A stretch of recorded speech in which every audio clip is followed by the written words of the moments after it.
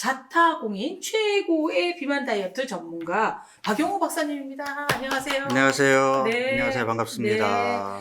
제가 박용호 박사님한테 제일 궁금한 거 뭐냐면 비만 그러면 다들 의식하지 않는 건 없을 거예요. 뭐 마른 비만도 있고 뭐 근데 모든 분들이 나 비만인 것 같아 라고 얘기를 하기도 하고 건강검진을 바르면 이제 수치가 그만 나오고 뭐 인바디인가요? 뭐 네네네. 주얼라고 보면 뭐 저는 지방 덩어리더군요. 아, 근데 이 비만이 기준이 정말 궁금해요.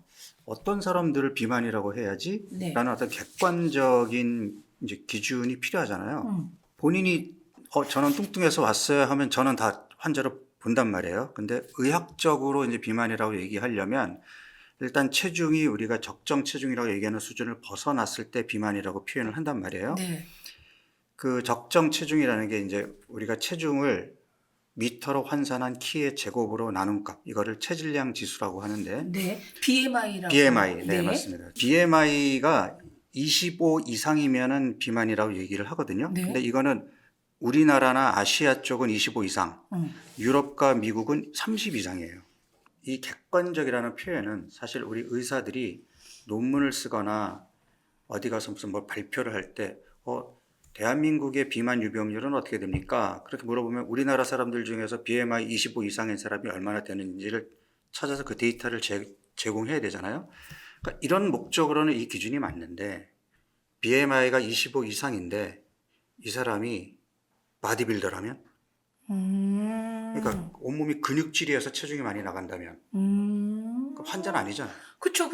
근데 의학적인 정의상으로는 비만이라니까. 어허. 그러니까 이 의학적인 정의에서의 비만의 기준이 객관적이어야 함에도 불구하고 제대로 비만 환자의 상태를 반영하지 못한다. 그래서 지금 비만의 기준이 어떻게 돼요라고 얘기할 때 의학적인 기준 또는 보편적인 기준은 BMI로 하지만 일단 저는 저한테 찾아와서 자기 체형에 대한 불만족으로 찾아오는 사람은 다 제 환자라고 생각을 해요. 마음껏 먹고 근데 그래서 건강한 뚱뚱한 사람 애매한 뚱뚱이가 아니라 건뚱이가 되겠다라고 생각하는 사람들도 있단 말이죠. 그래서 네. 저는 사실은 체중에 집착하지 마라라는 거를 이제 주장을 해왔고 네. 그래서 지금 옆에 제가 쓴 책이 지금 제 눈에 띄는데 네. 저 책의 부제가 이 책입니다. 네, 내 몸 혁명인데요. 네, 숫자가 아닌 몸을 바꿔라. 사실은 이걸 제목을 하고 싶었어요. 네. 숫자보다 몸을 바꿔라. 그런데 우리는 지금 체중계 눈금이라는 숫자에 너무 집착을 한단 말이에요. 맞아요. 그러니까 특히 이제 아까도 이제 그 뱃살이 조금 붙으신 중년 여성 이분들이 오면은 그 옛날 얘기를 하세요. 내가 20대, 30대 때만 해도 이런 몸은 아니었는데 24인치인지 25인치였어요. 어쨌든 체중이 그래도 뭐 52, 53, 예. 뭐 55를 넘었던 적이 없었는데 이게 갑자기 지금 70을 향해서 가고 있는데 제가 이런 체중을 가지게 될 줄은 상상도 못했어요. 선생님, 저는 다시 예전에 55kg, 52kg로 갈 수 있나요? 이런 얘기들 많이 하시거든요. 딱 잘라서 얘기합니다. 못 갑니다. 몸이 달라졌기 때문이에요. 그러니까 계속 제가 체중계 눈금 숫자에 집착하지 말아라고 얘기하는 게 20대 때의 52kg과 지금 50세의 그러니까 50세에 지금 70kg 육박하는 체중을 다시 52kg로 만든다는 그 꿈의 52kg는 완전히 다른 몸인 거죠. 그렇죠. 왜냐하면 우리가 나이 먹으면서 생리적으로도 근육량이 줄고 지방이 늘 거 아니에요. 체형도 바뀌고 그러면 그렇게 해서 근육이 적은 상태에서 지방이 더 많이 늘어나는데 이거를 몸을 바꾸는 게 아니라 체중계 눈금으로 52kg로 만든다는 얘기는 지금도 없는 근육을 더 줄인다는 얘기거든요. 네. 일찍 죽어요. 내가 조금 배는 나왔고 좀 예전만큼의 예쁜 몸은 아니나 혈압, 혈당, 콜레스테롤, 뭐 지방간 이런 게 없어. 그럼 그냥 그 체중 잘 유지하시면 돼요. 그런데 내가 병원에 가서 검사를 해봤더니 혈압이 조금 높거나 아니면 혈당이 정상치를 벗어나 있거나 지방간이 있다는 얘기를 듣거나 이랬으면 이때부터 건강한 몸을 만들기 위한 노력을 바로 시작해야 돼요. 예. 그러니까 음. 살도 사실은 내가 그러니까 일찍부터 좀 더 어린 나이에 큰맘 먹고 적극적으로 해서 빼는 것이 훨씬 효과가 좋아요. 네. 근데 바쁘게 살다가 보니까 벌써 이 나이에 잠깐 하는 사이에 벌써 배가 나오고 이렇게 됐단 말이에요. 그렇죠. 지금부터 시작해도 내년에 하는 것보단 결과가 좋아요.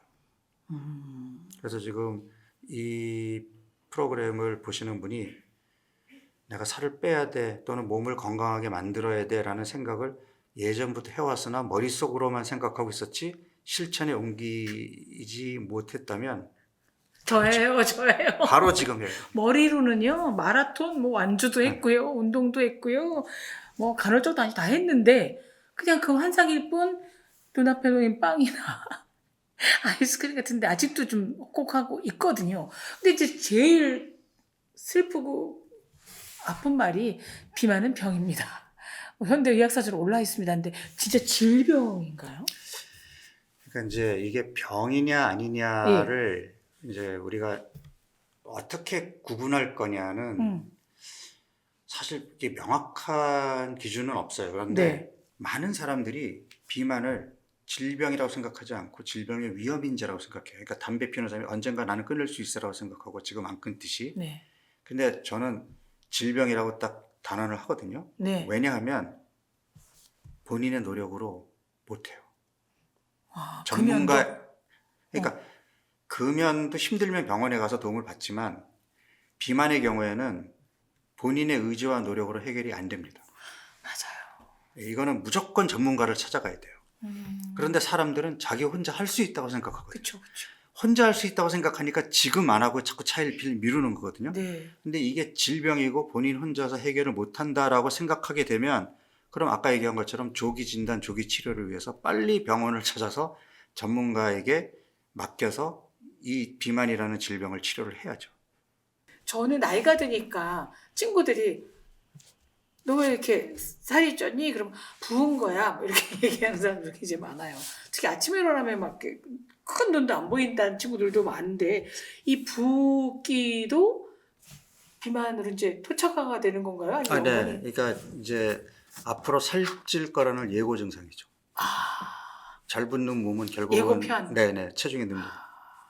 그게 혈액순환이 원활하지 않고 몸이 지방을 잘 쓰지 못하는 몸으로 가고 네. 있다라는 얘기거든요. 네. 그래서 결국은 살이 찝니다. 어허. 근데 이제 그 제가 계속 질병이라고 강조하는 게 네. 사람들은 눈에 보이는 현상만 갖고 얘기를 하니까 체중계 눈금이 늘어나니까 이제 몸은 불어나고 체중계 눈금이 늘어나니까 이거는 내가 많이 먹어서 찌는 건가? 이렇게 생각을 하거든요. 네. 이미 몸이 망가져 있기 때문에 지금 살이 찌는 현상이 생기는 거예요. 네. 예. 그래서 병원 가서 검사해 보면 아까 얘기한 혈액 검사해 보라고 얘기했던 게 네. 검사해 보면 한두 가지가 걸려요. 뭐가 정상을 벗어나 있단 말이에요. 네네. 그래서 내가 조금 살이 찐 것 같아라고 느껴지면 바로 병원에 가서 이러한 검사들을 해보고 요 검사에서 이상 소견이 나오면 바로 지금부터 건강한 몸으로 돌아가기 위한 노력을 바로 시작해야 되는 거예요. 근데 선생님 다른 병은요 제가 병에 걸린 것도 치유 과정에서도 별로 죄책감이 없어요. 제가 어쩌다가 뭐 이런 여러분 너무 나봐 유전일 거야 뭐 하는데 이 비만의 경우에는요 선생님들이 꼭 식단을 적어오라고 시킵니다. 뭘 먹었나요? 아침은 메뉴 뭐 밥 한 공기 뭐 근데 이거 쓸 때마다 그렇게 제가 한심하고 불쌍하고 바보 같고 어떻게 너는 자기 관리를 그렇게 못했니? 멍청아 뭐 몇 살인데 이렇게 죄책감을 줘요 이 비만은. 일단 그 병원에 가지 마세요. 저는 치료를 잘못하고 있는 겁니다. 쟤는 저울을 버렸어요. 잘하셨어. 저는 체중 재지 말라 그래요. 아까 얘기했죠. 체중이 중요한 게 아니라 건강한 몸으로 가는 게 중요한 거잖아요. 그렇게 식단도 뭘 먹는지 기록하고 물론 이제 그런 것들이 굉장히 스트레스예요. 건강한 식습관으로 갈 수 있는 중간 네네. 단계일 수는 있으나 네. 아니 그렇잖아도 살이 쪄서 스트레스인데 스트레스를 그렇죠. 가중시키면 단계 더 땡기지 않겠어요? 네. 그러니까 스트레스를 주면 갑자기 안 막 되죠. 존경스럽고 이게 병원 주소 알고 네. 싶고. 왜 이게 사실은 왜 이렇게 어렵냐면요. 비만은 약이 없어요. 그러니까 지금 현재 나와 있는 싹센다나 식욕 억제제는 말 그대로 보조적인 치료지 식욕 억제제가 치료제는 아니잖아요. 그렇죠. 네. 그러니까 식욕 억제제 먹으면 조금 체중계 눈금은 줄어들지만 끊으면 다시 올라가잖아요. 그러면 식욕 억제제를 보조제로 쓰긴 하나 결국은 비약물요법에 치중할 수밖에 없잖아요. 그러니까 고혈압이나 당뇨나 고지혈증보다 훨씬 치료가 어려운 병이거든요. 그러니까 치료가 어려운 병이니까 의사들이 적극적으로 치료를 안 하는 거예요. 병원을 찾아가면 비약물요법에 대한 설명을 하기에는 시간도 짧고 돈도 안 되고 하니까 일단 싹센다를 처방하거나 식욕 억제제를 처방하는 게 편하잖아요. 그러면 우리 환자들 입장에서도 그 약을 먹으면 어쨌든 체중의 눈금은 줄어드니까 뭔가 치료가 된다라는 착각에 빠질 수 있거든요. 이게 제일 큰 부작용이 뭐냐면요. 적게 먹잖아요. 무조건 근육이 빠집니다. 그러니까 근육이 안 빠지게 하려면 잘 먹어야 되거든요. 네. 근데 식욕 억제제를 먹었는데 어떻게 잘 먹어요? 그렇죠. 안 먹히죠. 네, 그럼 근육은 무조건 빠진다니까? 그럼 근육이 빠지는데 빠진 근육을 나중에 다시 붙일 수 있겠어요? 그거 쉽지 않거든요. 근육 이식 힘들죠. 예, 힘들다니까? 네. 그러니까 이게 궁극적인 치료가 아닌데 네. 힘드니까 사람들이 자꾸 쉬운 길을 찾아서 그렇게 가는 거예요. 근데 이제 나이가 드니까요. 무겁기도 하고 힘들기도 해서 잘 움직이기가 싫단 말이죠. 그래서 앉아 있거나 누워 있거나 뭐 이런 데 익숙해지겠거든요.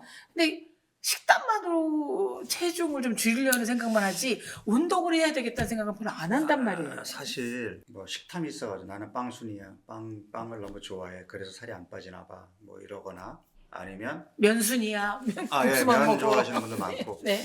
아니면 그냥 진짜 엉덩이 땅바닥에 네. 붙여놓고 그러니까 하루 종일 의자에 앉아 있거나 그냥 뭐 앉아 있다가 들어 누워 있다가 이런 분들 많잖아요. 네. 그래서 살이 쪘어라고 얘기하시는 분들이 많은데 아니에요? 저는 네, 거꾸로 얘기하는 겁니다. 음? 몸이 망가졌기 때문에 그런 달달한 걸 찾는 증상과 안 움직이는 증상이 생기는 거예요. 몸이 망가진 것의 대표적인 게 간에 기름이 끼고 인슐린 호르몬이 제대로 작동을 못하는 거예요. 이런 몸이 되잖아요. 단기 땡겨요. 위가 부르는 게 아니라 여기에서 맞아요. 단 거 먹어, 네, 단 거 먹어. 맞아요. 악마처럼 막 이렇게. 그게 왜냐하면 몸이 지방을 잘 끄집어 쓰지 못하는 몸으로 바뀌게 돼요. 그러니까 인슐린 저항성이 있고 지방간이 되면 당이 떨어졌을 때 몸이 바로 지방을 못 쓰니까 경쟁적으로 당을 쓰려고 해요. 그러면 뇌는 뺏기면 안 되잖아요. 그쵸, 그쵸. 그러니까 지가 먼저 받아 먹으면서 다른 애들한테는 근육 단백을 끄집어 와서 걔를 당으로 바꿔서 쓰게 해서 먹게 해요. 그래서 근육 손실이 되면서. 네, 이런 몸은 그러니까 탄수화물 중독에 빠진 몸은 네네. 살 빼겠다고 적게 먹으면 근육이 빠집니다. 그러니까 눈앞에 빵이 보이는데 나 저거 한 조각만 뜯어 먹어야지.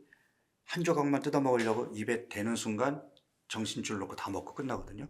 근데 그거는 식탐이 많아서가 아니라니까. 몸이 그렇게 바뀐 거예요. 자, 그 다음에 이렇게 인슐린 저항성이 있는 몸은 잘 부어요.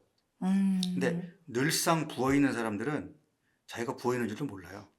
그럼 부으면 어떻게 돼? 몸이 무겁잖아. 무겁죠. 네, 무거우면 내가 지하철에서 내려서 가볍게 계단으로 뛰어 올라가겠어요? 에스컬레이터에 발을 올리겠어요? 에스컬레이터.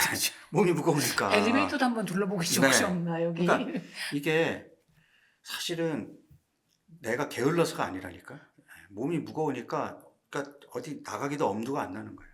뭐 저탄고지, 그다음에 황제 다이어트, 그래서 뭐 고기만 먹어라, 뭐 그다음에 뭐 간헐적 단식도 나오고 뭐 너무나 많은 방법들이 있는데 박사님이 보시기에 이것은 학술적으로 그다음에 혹은 여러 가지 자료적으로도 크게 몸에 부작용을 주지 않으면서 괜찮다. 적게 먹어라 뭐 이런 제가 말이 이제 아니라. 네, 뭐가 있을까요? 제 책에서 네, 지금의 비만 치료가 잘못됐다라고 이제 도발적으로 썼단 말이에요. 네, 건강하게 살고 싶은 이제 우리 욕구가 있는데 그러면 1년 365일을 유기농 채소만 골라 먹고 양질의 단백질 챙겨 먹고 스트레스 받지 않고 매일 운동하고 하루에 7시간 이상 잠자고 이렇게 살 수 있을까요? 매일. 힘들죠. 저는 그렇게 못 살 것 같아요. 네. 전 그렇게 안 살래요. 그냥 그렇게 안 살고 계신 거예요? 지금은 그렇게 안 살죠. 너무 다행이다. 네. 그러니까 우리가 생각해 보면 네. 이론적으로는 그렇게 하는 게 건강한 삶이 맞지만 현실적으로 365일 어떻게 그렇게 사냐고요. 그래서 내가 제시한 게 우리 한 달만 그렇게 살아보자. 한 달만 그게 제주 내 한 몸, 달 살기 하듯이. 네, 그게 내 몸 혁명인 거예요. 그러니까 아. 1년 중에 한 달만 내가 좋아하는 빵이나 면 음. 끊어보고 음. 그리고 평소에는 내가 뭐 바쁜 일 때문에 뭐 잠자는 시간도 불규칙했고 잠도 많이 못 잤는데 요 한 달만큼은 네. 잠자리에 드는 시간 일어나는 시간 딱 정해서 7시간 이상 자려고 노력하고 요 한 달만큼은 건강식 챙겨 먹고 요 한 달만큼은 하기 싫은 운동도 좀 하고 그러니까 한 달 동안만 한번 좀 바른 그 건강 모범생으로 살아보자는 거죠. 그러면 한 달 동안에 몸이 확 바뀝니다. 오, 리셋이 되는군요. 네. 그러면 그렇게 바뀐 몸 가지고 그다음에 뭐 나머지 11개월을 또 뭐 부어라 마셔라 이렇게 살면 안 되겠죠. 그러니까 술도 어느 정도 즐기고 맛집도 찾아다니지만 네. 그래도 운동도 좀 하고 뭐 간간히 밀가루도 먹지만 그래도 건강식 챙겨 먹으려고 노력하고 그러니까 융통성 있게 적당히 건강을 유지하는 삶을 살더라도 내가 한 달 동안 철저하게 건강한 몸으로 만들려는 노력 때문에 나는 건강해졌단 말이에요. 네. 그러면 쉽게 예전 몸으로 안 갑니다. 근데 물론 저는 그런 질병, 뭐 고혈압이니 뭐 당뇨니 고지혈증 이런 게 지금도 없지만 그런 게 없는 상태에서 더 건강해지려고 이런 노력을 해왔단 말이에요. 그러니까 그나마 지금 이제 이런 몸을 유지할 수 있는 건데 저는 이미 전당뇨고 콜레스테롤도 높고 뭐 지방간도 그러신 분이더라도 한 달만 해보자는 거예요. 그럼 한 달 하면 완전히 건강한 몸으로 가지 않더라도 조금 몸이 좋아졌을 거 아니에요. 그럼 그 상태에서 이런 몸을 어떻게든 유지하기 위해서 조금 노력하다가 또 뭔가 준비가 되면 또 해보는 거예요. 이게 현실적으로 실천 가능한 방법이더라는 거죠. 아주 짧게 한 달 동안 요거만 꼭 지키세요라고 하면 어떤 게 있을까요? 그러니까 일단은 내 몸을 나쁘게 했던 음식을 한 달만 끊자는 거죠. 아. 그러니까 그게 이제 대표적인 간헐적 단식이 아니라 네. 첫 번째가 네. 그러니까 내 몸을 나쁘게 했던 음식 그게 뭐 술일 수도 있고 그다음에 설탕일 수도 있고 그러면 그 밀가루일 수도 있고 네. 이거를 끊고 네. 그다음에 우리가 조금 간과하고 있는 게 과일이거든요. 과일. 네, 그러니까 우리는 과일을 건강식이라고 생각하고 있지만 이미 지방간이 있는 사람에게 과당이 들어있는 과일은 지방간을 더 나쁘게 만들 수 있는 요인이란 말이에요. 그쵸. 그러면 그런 사람들의 경우라면 과일도 끊어야 되겠죠. 과일도. 네. 네. 그러면 뭘 먹죠? 밥을 먹으면 되죠. 왜냐면 우리 쌀밥에는 과당이 없어요. 오. 얘는 100% 포도당으로 분해되니까. 네네. 네. 그러면 밥에 나물 반찬에 단백질 반찬에 그러면 채소와 단백질과 양질의 탄수화물을 같이 먹게 되니까 좋은 음식을 먹고 내 지방간을 만들고 인슐린 저항성을 일으켰던 그런 나쁜 음식을 한 달 동안만 끊어보는 거죠. 네. 그럼 당연히 건강한 몸으로 돌아오지 않을까요? 네. 근데 이제 여기서 중요한 게 잘 먹어야 돼요. 그래야 근육이 회복이 되거든. 아하. 그러니까 잘 챙겨 먹고 운동을 해야 근육이 붙는데 사람들은 운동만 하면 근육이 붙는 거라고 생각하고 먹는 건 신경 안 쓰고 운동만 한단 말이에요. 근데 근육이 붙으려면 뭔가 남아돌아야 근육이 붙을 거 아니에요? 그러면 단백질을 잘 챙겨 먹어야 되는데 단백질을 챙겨 먹어도 저탄고지한다고 탄수화물을 지나치게 안 먹으면 근육이 빠집니다. 그러니까 적절한 탄수화물과 양질의 단백질을 충분히 챙겨 먹으면서 운동을 해야 근육이 붙거든요. 네. 잘 먹어야 되고. 잘 먹기. 네. 그러니까 잘 먹고 운동을 해야 되는데 그러면 살이 빠질까요? 그래서 간헐적 단식이 필요한 거죠. 적게 먹으면 이론적으로는 계속 살이 빠져야 되는데 어느 순간 살이 안 빠져. 왜 그러냐? 기초대사량이 떨어지니까 낮은 쪽에서 다시 평형을 이룬 거예요. 적게 먹었기 때문에 내 몸이 소비 에너지를 아껴서 같이 떨어뜨렸단 말이에요. 그럼 여기서 더 적게 먹으면 어떻게 돼요? 얘 더 떨어뜨리거든. 안 먹어? 안 쓸 거야. 그러니까 안 먹어도 안 빠지는 몸이 되는 거예요. 그쵸. 네, 이걸 이제 정책이라고 얘기하는데 네. 정책이가 오면 무조건 요요가 생길 수밖에 없어요. 그런데 그저께도 좋은 음식을 잘 먹었어. 어저께도 잘 먹었어. 오늘 하루 종일 굶었어. 그리고 내일 또 잘 먹어. 이러면 몸이 속아요. 기초대사량을 안 떨어뜨린다. 몸은 음식이 잘 들어온다고 생각하고 기초대사량을 안 떨어뜨려. 아하. 이게 간헐적 단식의 핵심이에요. 네네. 대부분 간헐적 단식하는 사람들이 그냥 굶으면 돼. 16대 8 그냥 16시간 안 먹으면 돼. 뭐 5대 2 이틀 동안 그냥 안 먹으면 돼. 안 먹는 거에 방점을 찍지 맞아. 먹어야 되는데 좋은 음식으로 잘 챙겨 먹어야 된다는 생각을 안 하고 음. 술도 먹고 밀가루도 먹고 하다가 그냥 하루 굶으면 된다고 생각하는 거예요. 이러면 몸이 건강해질까요? 아니죠. 네. 아니죠. 망가지죠. 네, 그래서 음. 이게 나는 간헐적 단식 하는데요, 나는 뭐 운동하는데요, 네. 이런 것도 중요하지만 제대로 하고 있느냐, 네. 이게 더 중요하더라고요. 예. 근데요, 장내 미생물이 좀 쫙쫙 좀 빠져나가줘야지 되지 않습니까? 유해균? 제가 크게 이제 몸이 망가졌기 때문에 살이 찌는 현상이 나타난다고 예. 얘기했잖아요. 그 망가지는 수많은 원인 중에 하나가 장내 환경의 변화예요. 그러니까 이 현대인들이 먹는 음식들, 그 다음에 내가 받는 스트레스, 뭐 그 다음에 이런 그 가공식품에 들어있는 보존료라든지 인공 첨가물 이런 것들이 장내 환경을 바꾸거든요. 그러면 장내 환경이 바뀌면서 내 몸의 신진대사가 무너져요. 네, 그래서 장내 환경을 개선시키는 것도 굉장히 중요하고, 그래서 뭐 최근 뭐 프로바이오틱스니 뭐 심바이오틱스니 뭐 이런 것들이 이제 유행을 탔는데, 그런 보충제를 먹는 것도 필요하지만 사실 장내에 유익균의 먹이가 되는 좋은 음식을 챙겨 먹어주는 것만으로도 장내 환경이 바뀌어요. 네. 그래서 제가 아까도 좋은 음식을 챙겨 먹으라라는 걸 강조하는 이유가 그러면 장내 환경이 바뀌어요. 네, 예. 제 주변에서도 싹센다 주사 맞아서 뭐 한 달에 8kg가 빠졌어라는 친구들도 있고요. 예전에 뭐죠? 무슨 약을 먹으면 지방만 쭉 빠지는 약이 있었어요. 제니칼. 네, 제니칼 있어가지고 막 기저귀 차고 다녀야 된다 어른들이 하는 것도 있었는데 이것이 중독이 되더라고요.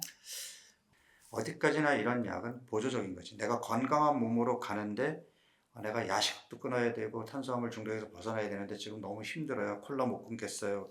그런 사람들에게 콜라를 끊을 때 좀 덜 힘들게 약을 처방하는 건 도움이 될 수 있겠죠. 그런데 나는 밀가루 좋아하고 빵순이로는 살고 싶고 운동도 하기도 싫고 나 아무것도 하기 싫은데 그냥 이 주사 맞고 이 약만 먹고 살 빼면 안 돼요? 이런 사람들은 과연 효과를 볼 수 있을까요? 힘들죠. 그래갖고는 안 완벽하게 되잖아요. 효과 본 친구가 별로 없어요, 없죠. 사실 네. 주변에도. 그러니까 이게 네.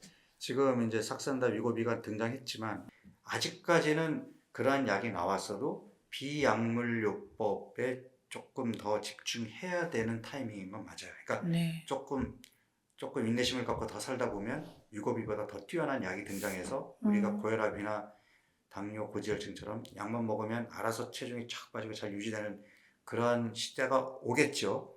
그렇지만 그러한 시대가 온다 그래서 이게 무슨 폐렴이나 감기 치료하듯이 약 며칠 먹으면 뚝 낫고 다시는 살안 찌는 몸으로 바뀌고 이런 건 아니란 말이에요. 네. 그러니까 그런 약들이 나오더라도 지금의 고혈압, 당뇨 관리처럼 내 몸을 더 건강하게 만들려는 노력은 함께 경주해야 된다.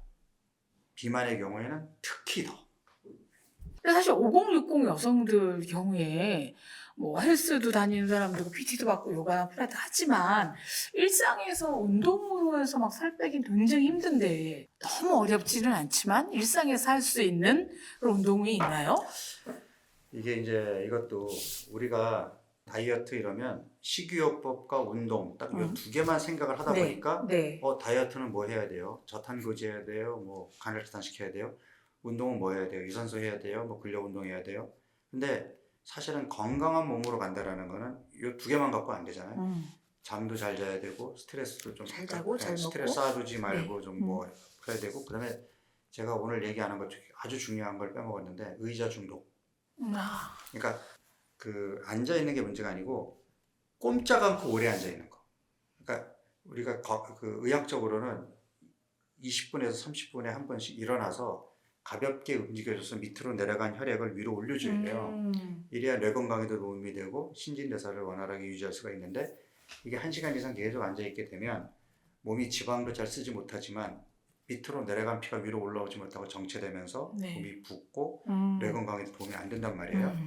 그래서 사실은 어떤 운동이 좋아요 보다 더 중요한 게 꼼짝 않고 앉아있는 시간을 줄이는 게 훨씬 중요합니다. 근데 사람들이 이게 완전히 습관으로 자리 잡으니까 아무 의식 없이 그냥 의자만 보이면 앉아요. 예.